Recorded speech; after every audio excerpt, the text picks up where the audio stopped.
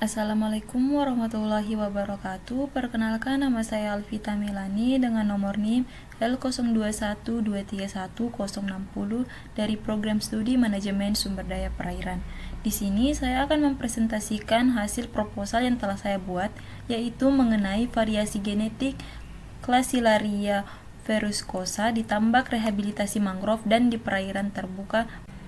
Adapun latar belakangnya yaitu yang pertama Glacilaria verruca, di mana merupakan mangrove merah yang bernilai ekonomi tinggi, di mana Glacilaria verrucosa ini merupakan rumput laut merah yang memiliki nilai komersial yang sangat tinggi karena kandungan agar-agarnya. Spesies ini menjadi komoditas ekspor penting dan sumber pendapatan bagi masyarakat pesisir.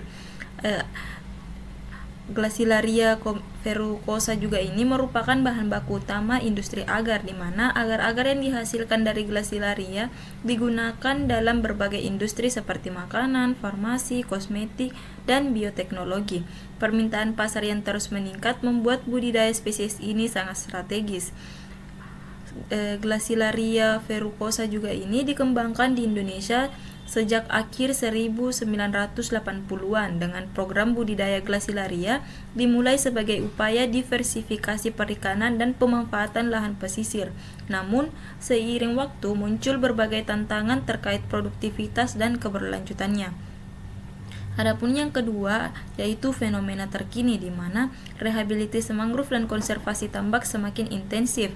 Banyak area tambak Glacilaria yang dulunya produktif kini dikonversi kembali menjadi hutan mangrove sebagai bagian dari program konservasi lingkungan. Hal ini mengurangi lahan budidaya yang tersedia.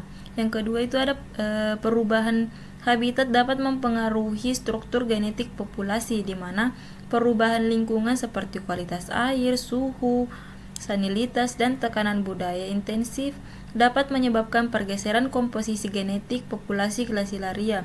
Populasi mungkin kehilangan keanekaragaman genetik atau mengalami bottleneck effect.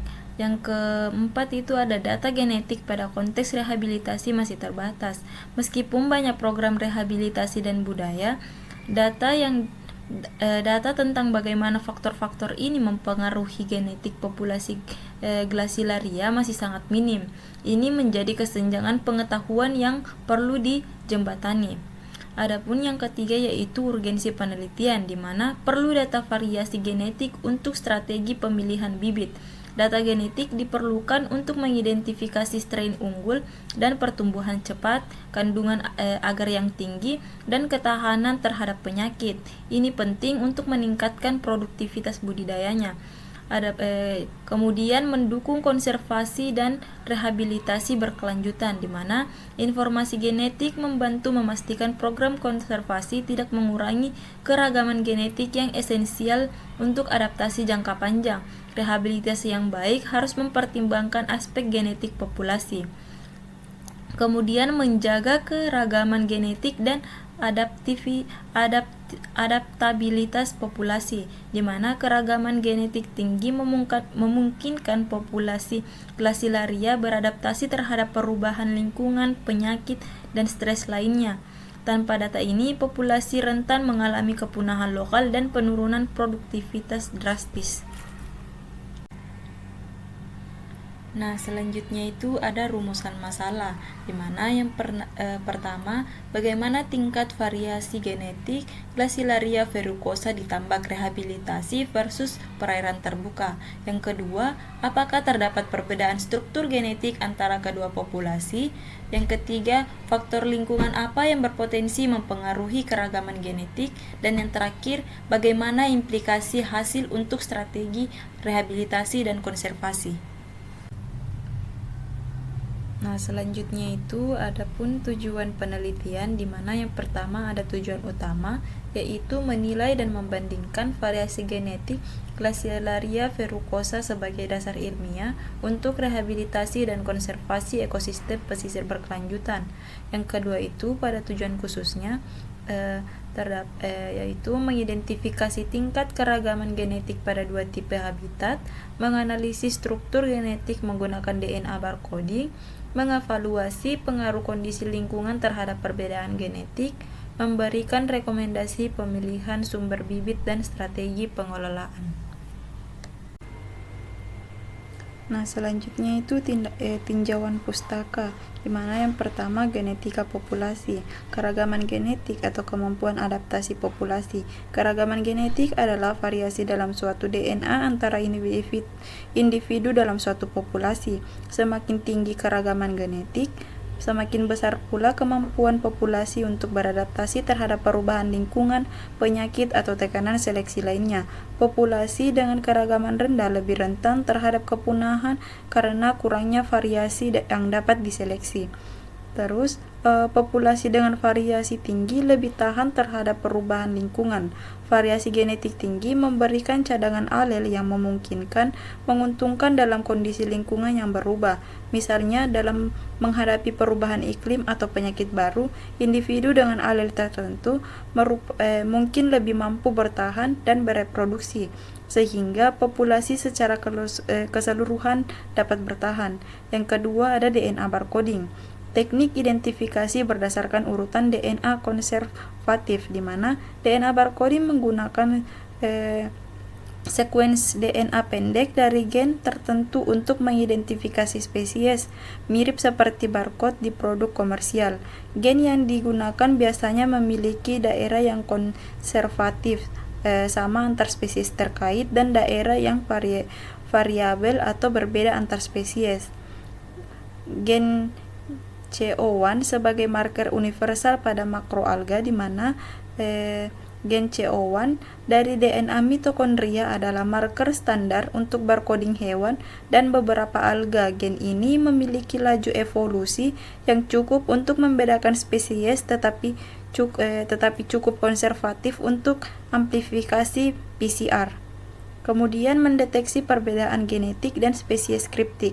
Spesies kriptik adalah spesies secara morfologi yang mirip atau identik tetapi secara genetik berbeda, di mana DNA barcoding dapat mengungkap perbedaan genetik ini dan membantu mengidentifikasi spesies yang sebelumnya tidak terdeteksi dengan metode morfologi tradisional.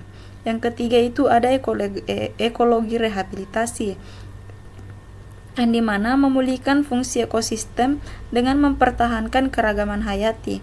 Rehabilitasi ekologi bertujuan untuk mengembalikan ekosistem yang terdegradasi ke kondisi yang fungsional dengan mempertahankan atau meningkatkan keanekaragaman spesies, struktur habitat, dan proses ekologi yang seperti siklus nutrisi. Kemudian konservasi genetik mencegah inbreeding dan kehilangan variasi. Inbreeding mengurangi keragaman genetik dan meningkatkan ekspresi alel resesif merugikan. Dalam program rehabilitasi, penting mempertahankan ukuran populasi efektif yang cukup besar dan mencegah bottleneck genetik untuk menjaga variasi genetik. Kemudian konektivitas populasi mempengaruhi aliran gen, di mana konektivitas antar populasi memungkinkan migrasi dan pertukaran genetik. Aliran yang memadai mencegah diferensiasi genetik berlebihan dan menjaga keragaman. Fragmentasi habitat dapat mengurangi konektivitas dan menyebabkan isolasi genetik populasi. Yang keempat itu adaptasi lingkungan makroalga, di mana variasi genetik membentuk respon fisiologis dan morfologis.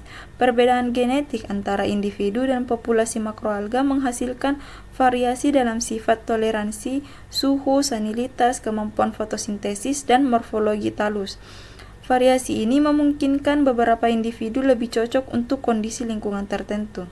Kemudian diferensiasi genetik akibat tekanan seleksi berbeda, di mana populasi makroalga yang hidup di lingkungan berbeda akan mengalami tekanan seleksi yang berbeda. Seiring waktu, ini dapat menyebabkan diferensiasi genetik, di mana populasi mengembangkan adaptasi lokal yang sesuai dengan kondisi lingkungan spesifik mereka. Selanjutnya hipotesis, di mana terdapat perbedaan signifikan dalam variasi genetik antar populasi tambak, rehabilitasi, dan perairan terbuka.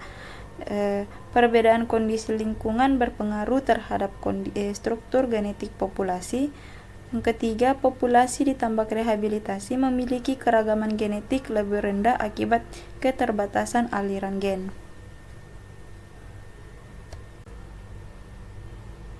Adapun waktu penelitiannya yaitu di lokasi pertama tambak rehabilitasi mangrove.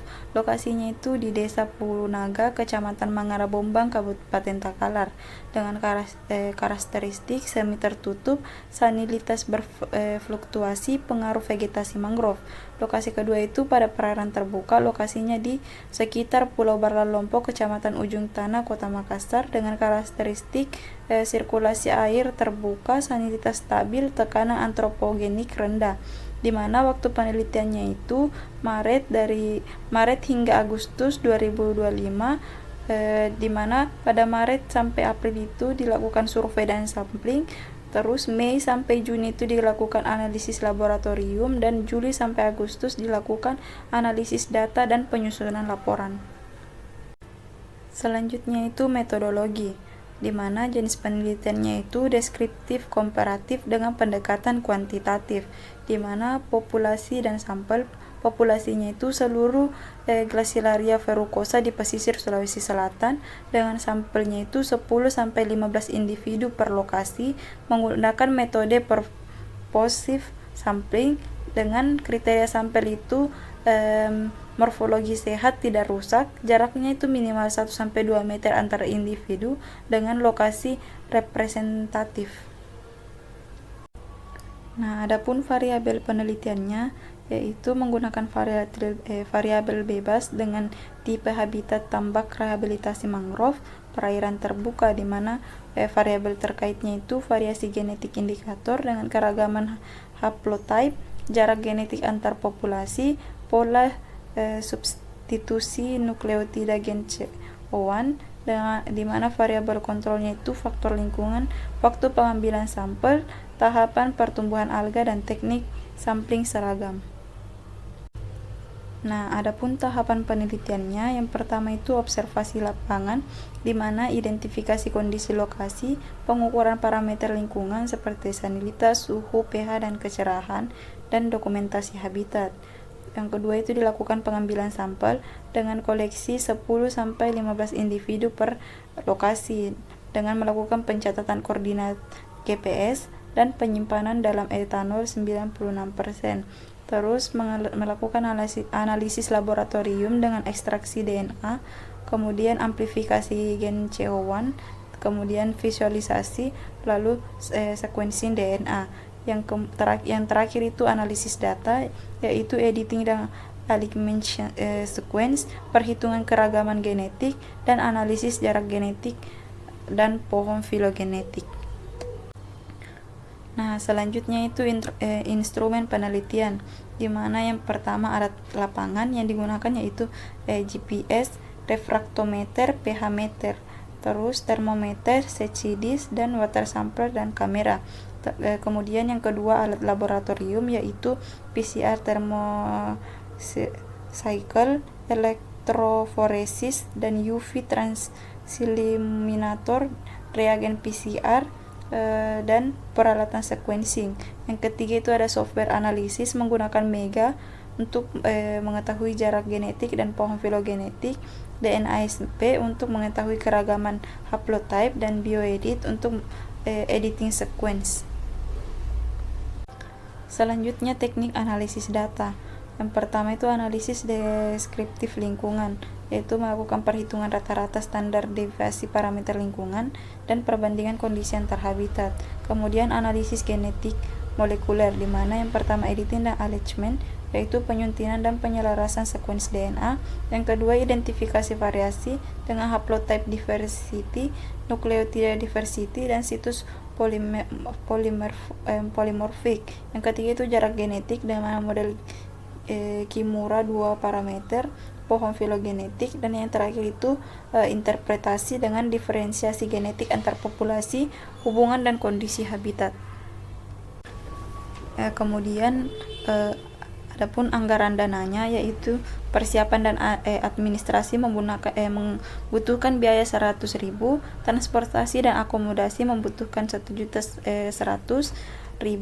kemudian bahan habis pakai lab itu 2.100.400.000, kemudian analisis lab dan bioformatika itu 2.300.000, ribu, penyusunan laporannya itu 650.000 dengan total 6.290.000, dengan rincian utamanya itu jasa sequencing DNA 2 juta rupiah dengan 10 sampel, reagen PCR 1.200.000 dan transportasi laut itu 500.000. Adapun timeline penelitiannya yaitu pada bulan Maret dilakukan survei lokasi dan pengambilan sampel, pada April lanjutan sampling dan pengukuran parameter, terus pada bulan Mei dilakukan ekstraksi DNA dan PCR, Juni dilakukan sequencing dan verifikasi data, Juli dilakukan analisis bioinformatika, dan yang Agustus interpretasi hasil dan penyusunan laporan. Nah, adapun kesimpulannya yaitu penelitian variasi genetik Glacilaria verrucosa ditambah rehabilitasi mangrove dan perairan terbuka merupakan upaya penting untuk mendukung strategi konservasi dan rehabilitasi ekosistem perairan yang pesisir yang berkelanjutan. Penelitian ini bertujuan mengidentifikasi dan membandingkan tingkat keragaman genetik pada dua tipe habitat yang berbeda, yaitu tambak rehabilitasi mangrove di Desa Punagara Takalar dan perairan terbuka di sekitar Pulau Baralompo, Makassar, dengan menggunakan teknik DNA barcoding berbasis gen CO1 sebagai marker molekuler. Hipotesis yang diajukan menunjukkan bahwa populasi di tambak rehabilitasi diperkirakan memiliki keanekaragaman lebih rendah akibat keterbatasan aliran gen dan perbedaan kondisi lingkungan yang berpengaruh terhadap struktur genetik populasi. Melalui pendekatan deskriptif dan komparatif dengan analisis keragaman haplotype, jarak genetik, dan pola substitusi nukleotida, penelitian ini diharapkan dapat memberikan data ilmiah yang komprehensif sebagai dasar pemilihan sumber bibit yang tepat dan strategi pengelolaan Glacilaria verrucosa yang lebih efektif. Hasil penelitian ini akan berkontribusi dalam menjaga keragaman genetik dan meningkatkan adaptabilitas populasi makroalga merah bernilai ekonomi tinggi ini, khususnya dalam konteks intensifikasi rehabilitasi mangrove dan konversi tambak di wilayah pesisir Sulawesi Selatan.